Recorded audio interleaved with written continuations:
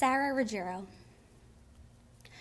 On Tuesday, January 26th, the Juniata community welcomed distinguished speaker Annie Leonard to campus.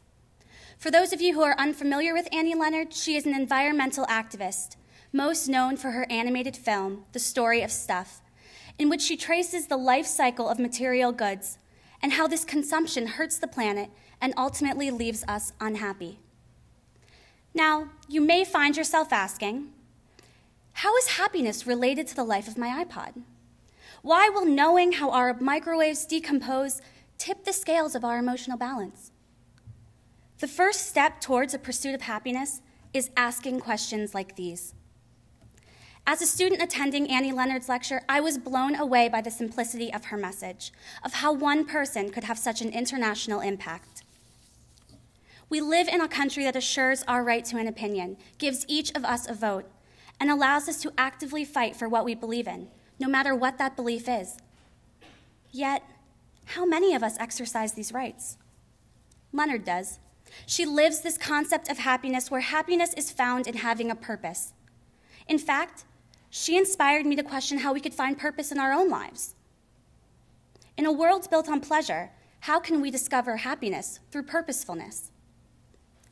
The answer is activism. Having a goal and working to accomplish it is the pursuit of happiness.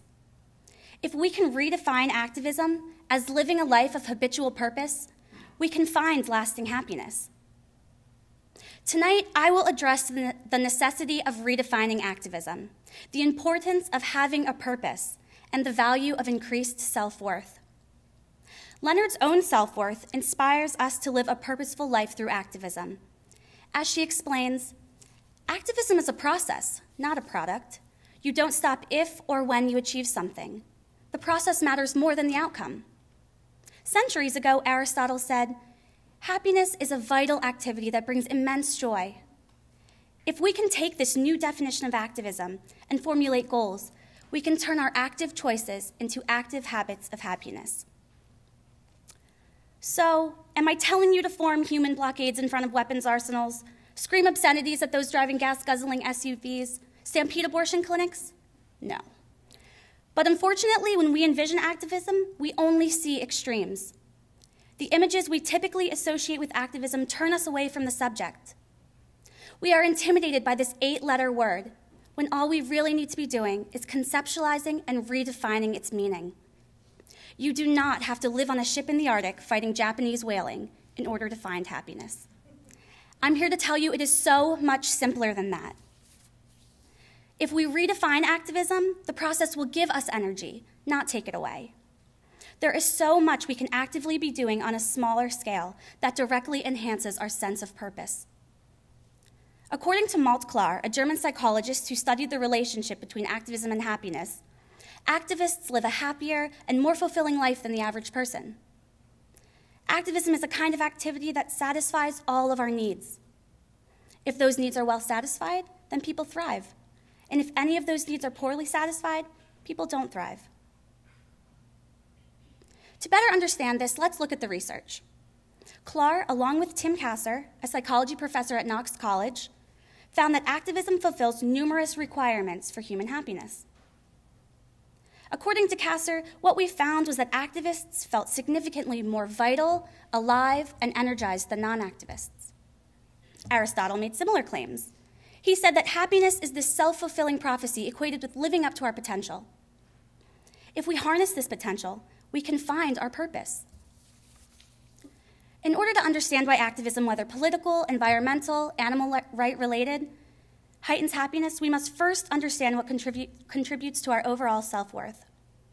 We typically measure happiness by how we are feeling in the moment. Am I currently happy? Will I become happy if I watch my favorite movie, dine at an expensive restaurant, buy a new car? Yet, these ideas are mere band-aids for happiness. They cover the surface and extend for as long as the moment lasts. In comparison, activism serves a long-term habitual purpose. The excitement over an iPod may only last the first month after purchasing it, leaving us then with a new materialistic void to fill. Instead of vying for immediate pleasures, activists find a passion and vow their life purpose to its commitment. If I asked you right now, what are you passionate about? Would you be able to answer? Knowing this answer provides goals and direction that has activists striving for a higher purpose within society. Activists can speak richly and emotionally about their passions, what they are doing to improve them. Yet, many of us fail to recognize our own passions, instead neglecting our self-worth. So, by redefining activism as this process toward achieving a goal through dedicated involvement, and this involvement in return gives us purpose, the result is a renewed sense of self-worth leading to lasting happiness. So, how can happiness and a sense of purpose increase your self-worth? Let's look at an example. In 2008, thanks to continued animal rights activism, Pennsylvania passed House Bill 2525 into animal cruelty law. It aimed to curb some of the most volatile cases of animal abuse in the state. This federal legislation was a result of activism. It was a result of people like us taking a stand against the harsh reality of puppy mills. And while those dogs now have ample exercise time, food, water, shelter from weather, those activists have a renewed sense of self-worth and faith in their purpose here. You didn't have to be one of the hundreds of supporters who came together at the state capitol that day in 2008. You don't have to lobby Congress or petition state legislature. In fact, you can become activists right here at Juniata. How can we do this? Well, we can actively fight the energy crisis by turning off lights when we leave rooms. We can actively support animal rights by adopting pets from local shelters. We can actively address the loss of farms by purchasing produce from local farmers markets. These are just a few of the many causes current activists pursue. The important thing is that you find a cause that's right for you and go after it.